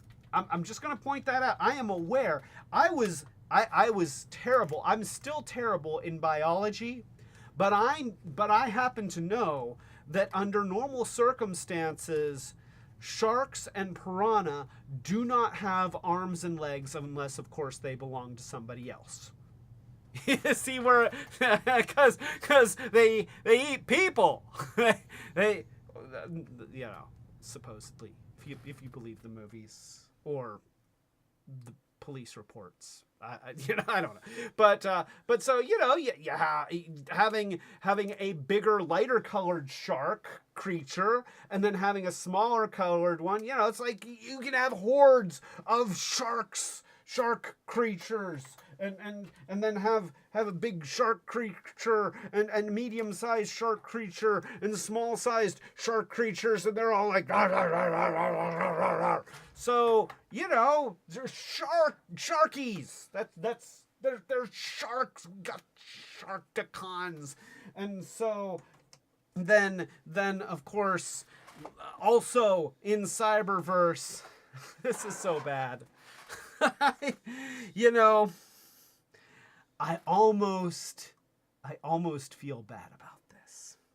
So there was a Cyberverse kit called Sharkticons Attack that came with 3 little adorable Sharkticons. Let me put these. I think I need to do a thing. So here we go. We got these.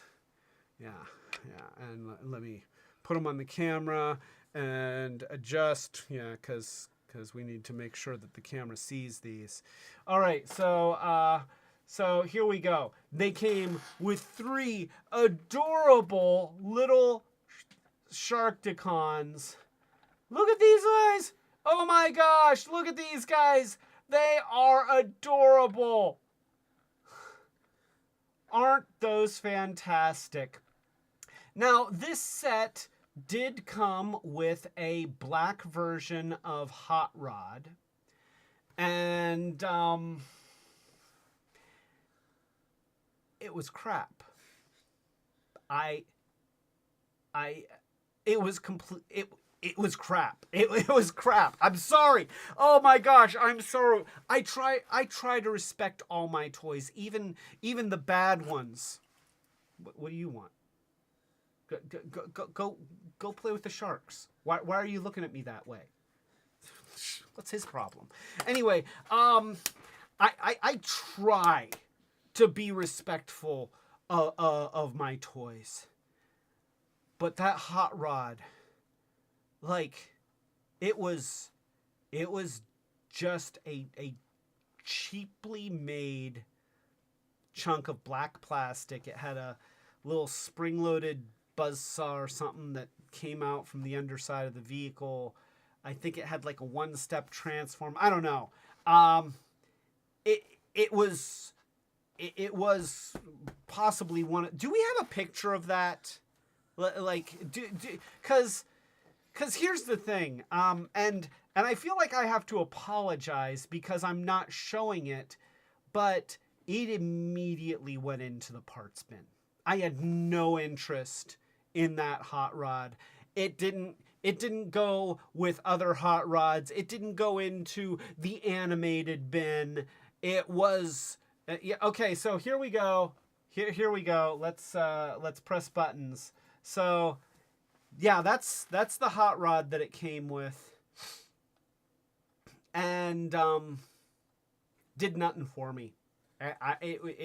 It felt cheap. It doesn't have, like, you can see it's got arms that move. That's it. It's got arms that move, and it's got a buzzsaw hand. and it doesn't, it's not that I hated the toy. It's that I really just didn't care at all. Like, I just didn't care about this toy. And then I put it into the parts bin, and then at one point when we had to get rid of stuff, we had to make space, we were building a studio, we were trying to get things organized, I threw away a whole bunch of the big plastic chunky parts in my parts bin that really were just never going to get used for anything. They weren't arms, they weren't legs, they weren't cool weapons, they were just chunky pieces of plastic that can only be what they are. and that hot rod, yeah, it's just gone. And what I feel like I have to apologize for is that I'm not sorry. I'm not sorry. I don't miss that toy at all because the only reason that I bought that set was for these. Oh, was for these. Look at these guys. They're awesome. I mean, I want like another dozen of these things. And here, let me show you. So these are brilliant. By the way, you know, like the way that they simplified the design is really actually very, very clever. You've still got, you still got opening and closing jaws, and you've got ball joints at the legs, so you know they can do stuff. You can have them like up on end like that. Yeah. And you go, yeah. And, you know, they gave them a couple different colors. There's 2 green ones and a yellow one. I kind of wish that, one of them had red highlights and one had green, but whatever. So the way that these work is you have the bottom of the body here. And it just rotates around like this. Let me do this. It's not smooth, but it does work. So you rotate it around like that, and then you open the mouth, and that reveals the head. And isn't that just the cutest little robot mode you ever saw? I mean, that is freaking adorable. So the arms are not fused. The arms are on ball joints, and they make the legs of the shark mode. The front legs are fused, so these are fused, and they become the feet of the shark, or of the robot. So you know he doesn't have a lot of articulation, and I don't care because he's only this big. Like here, let me put him next to a Titan Master, and like they are. They're almost the same height, and here I'll do this one, because you know once you transform one, you have to transform all 3. That's the rule. Yeah, you have to. So you just swivel that around just like that, and then you open the mouth, and he's like, I'm a shark guy, yeah. And then this guy's, wait, I want to be a shark guy instead of a guy shark. I don't know, but I'm rotating that around. Let's see here, get the arm out of the way. Get the arm. So we just rotate that around, and now look, yeah, it's 3 shark guys, 3 little brawly, mean-spirited shark guys that are freaking adorable. I mean, honestly, look at those. Look at those. That is so cool. These are clever. They're just clever, and they're tiny, and they're adorable, and they're brilliant. And did I mention that they're tiny and they're adorable and they're brilliant? These are so cool. And they're choking hazards. If you're 3 or younger, then you're not allowed to play with this because you'll put it in your mouth and try to swallow it, and that would be bad. Bad baby. Bad baby. No. No. No. No mouth. No in the mouth. The more you know. So look at that. Look at that. If D&E Collectibles like ended up with another 5 sets of these, then I would end up buying all 5 sets. I don't care. I want a bowl of these, and then I'm gonna pour milk on them. Like that's what I want. These are just, and I bought that set, and it came with a hot rod that I threw away because these are why you buy that set. These are all that matter. That so little shark, and oh wait, they want to be shark monsters again. They're telling me they want to be shark monsters. Close the mouth, and then you just swivel. You just swivel right here. Let me get the arms up out of the way, and then you swivel. Look, it's a shark monster. Look, it's a shark monster. See, it's a little shark monster. Now I have to do all three. So you close the mouth and get the arms out of the way best you can. And there's like a little there's a little nub up there close to where the mouth of the shark is that you kind of have to dislodge. And then that'll allow you to swivel it around, and then he's like, yeah, and then I've got this guy, and I have to do his thing. So I just press back on there and swivel that around, and then yeah. So yeah, these were from Cyberverse 2019. That's not even all that long ago, and honestly, if they they release these again, hopefully not with that same crappy ass hot rod figure. I mean, come on, Hasbro, throw me just give me a pack of these. All right, you can charge the same amount. I would actually feel better charging the same amount for these than those. What are we looking at? So. Cyberverse Stealth Force Hot Rod from Sharkticon's attack set. So, okay, wait here. I have to show this. So let me. So you can see here that if you want Hot Rod, then you can get him for $4. But if you want one of the little sharks, then it's $6.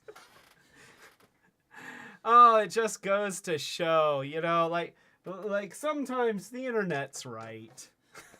Sometimes the internet is right. So yeah. All right. Well,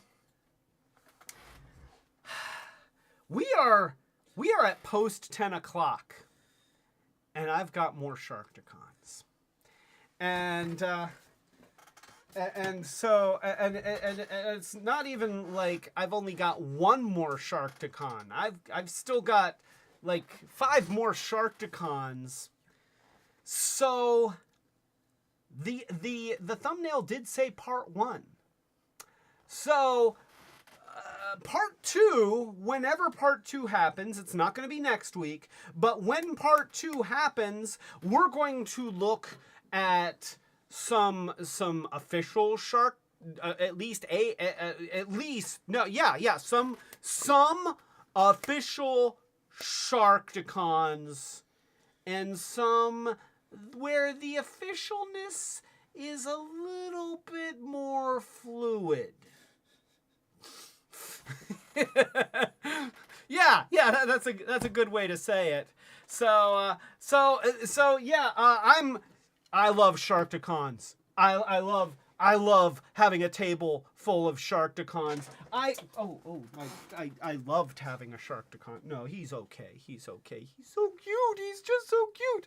So yeah, we've got that guy. I do have to say that as I'm glad that I didn't pay $40, $50, $60 for this guy, but I'm also glad to have him. And honestly, I think that I like my kit bashed version better than I would have liked the original OG with all of its parts. But hey, you know what? If you've got the original OG and you love this toy, that's okay. In fact, leave a comment in this live stream that says, "Hey Clay, don't be so hard on that toy. I loved that toy." And I will say, I apologize humbly. So yeah, I love Sharkticons. And if Hasbro keeps making Sharkticons, I will keep buying Sharkticons. In fact, even if Hasbro doesn't keep making Sharkticons, I will keep buying Sharkticons, as you will find out in Sharkticons Part 2. So, we are a small channel trying to get bigger. So, if you would be so kind, and if you like this video, please give it a thumbs up. That helps us out a lot. If you have not already, then please subscribe. Click the notification bell so that you know when we're doing live streams like this one, which are typically on Friday nights at 8 o'clock Eastern United States time. We moved things around. It's been a chaotic week and a chaotic weekend, but next week we are going to be back on our regular schedule. Also, if you are in a position to help the channel grow, then consider joining our Patreon. We have different levels with different rewards as our way of saying thank you so much for all your help. And with that being said, oh no, Sharkticons, get off of the Chaos Bringer. That's he doesn't like that. So with that being said, we've got a very special thank you here from the Chaos Bringer himself. Unicron, come on out and thank our patrons. Thank you, patrons, our ultimate retro heroes. Thank you, Fitchbeer, Robes, Matt White, Starhound, Setsune Wave, Dawn, Hope and Michael D, and now Colleen. Thank you. And now I would really like a fish sandwich. I don't know why I am hungry for seafood. It has nothing to do with the content of this live stream. I'm just hungry for a fish sandwich with tartar sauce. Lots of tartar sauce. I need tanker ships filled with tartar sauce.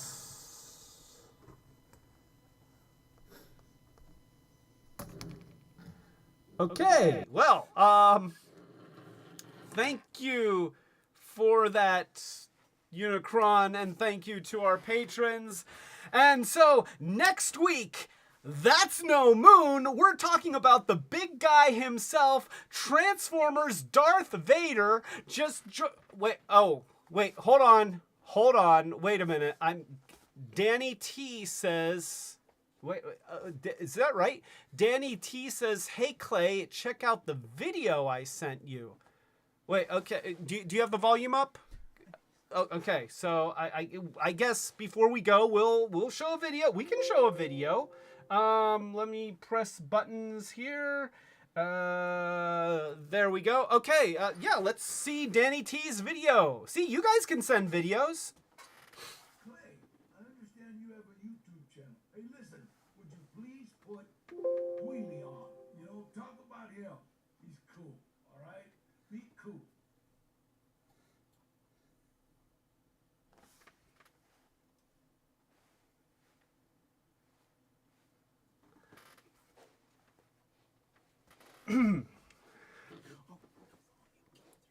Oh, no volume came through. Oh, wait. You've got a remote for that TV. Okay. People need to hear the content, and you probably need to turn up. Okay, let's try that again, because that was. Clay, I understand you have a YouTube channel. Hey, listen, would you please put Wheelie on? You know, talk about him. He's cool, all right? Be cool. Clay, I understand you have a YouTube channel.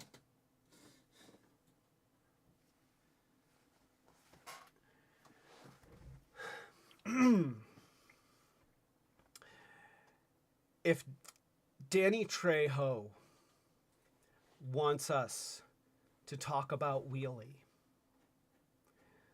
then by God, we will talk about Wheelie. Next week, the Wheelie live stream. don't miss it. This is Clay and Danny T telling you to keep it. Wait, here, I have to look at the thing. Okay, telling you to keep it Retrobot.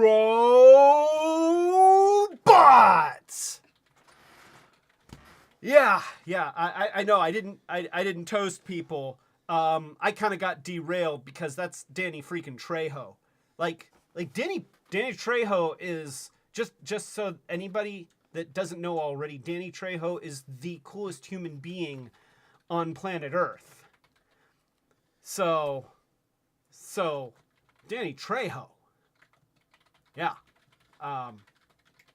Wheelie live stream. That's happening.